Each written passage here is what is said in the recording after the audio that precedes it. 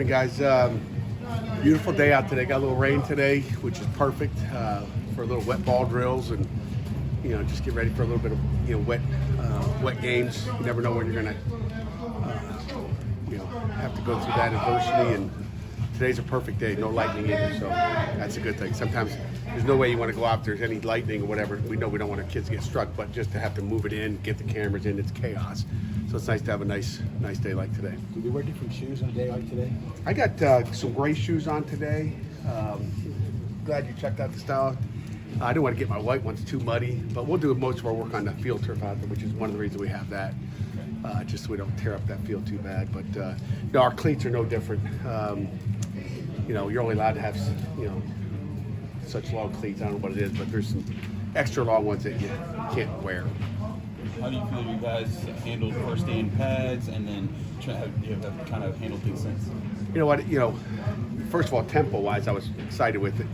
I think you guys saw the first 6 plays of the team, but I was excited just how the way they handled themselves. I think this team is a little bit more mature than others.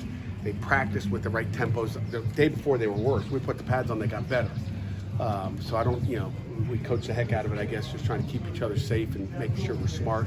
But they did a nice job in pads. We didn't do a ton of live, maybe three team periods of live, but we got, probably 25 plays, and I thought it was good.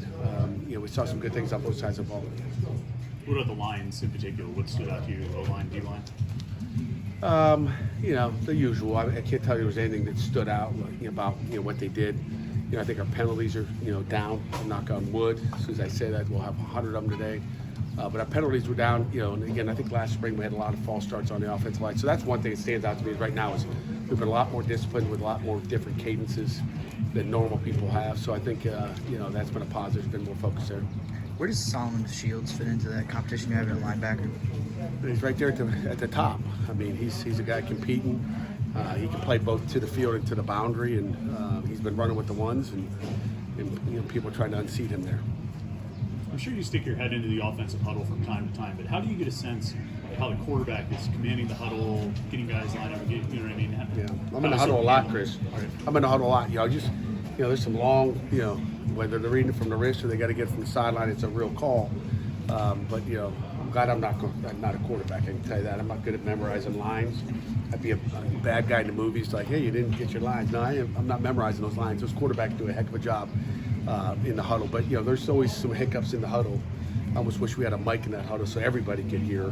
On the offense, at least the defense would love to hear, but they're not allowed.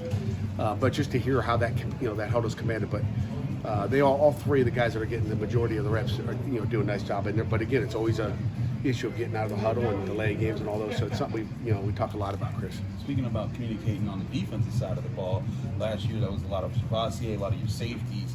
Now you got to find new guys in the balls. Who stepped up in that role? Do you think the best? Yeah, Jeff, I saw you being a little late here. Get your butt here on time, but we all right. It's a good thing I love you. Start your laps.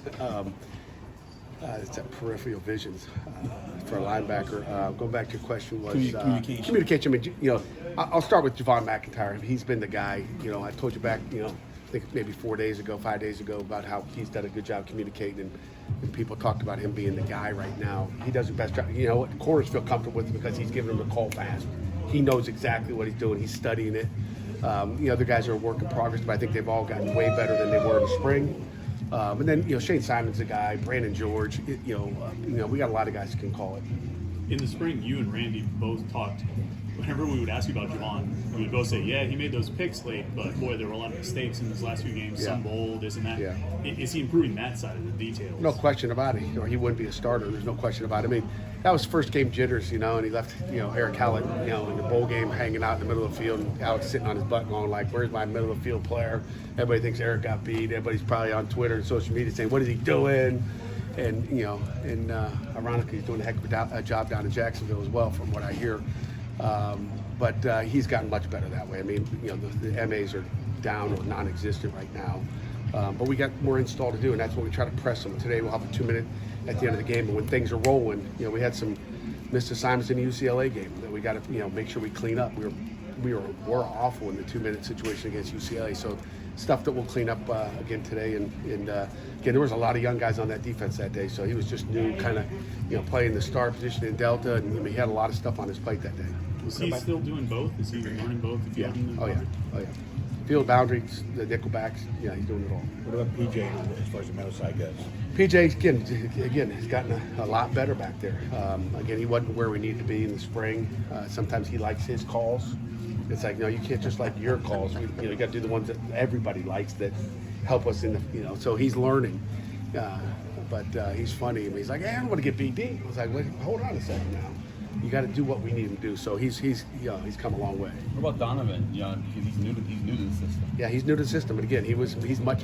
All those safeties are much better. I mean, Javon was here as far as play calling. The rest of them were down here, and they are all doing it. Without beating a dead horse here, they're all a lot better. I mean, Donovan's picking it up. I mean, he's he looks more comfortable. He appears more comfortable out there, and again, I think it'll just get better every day.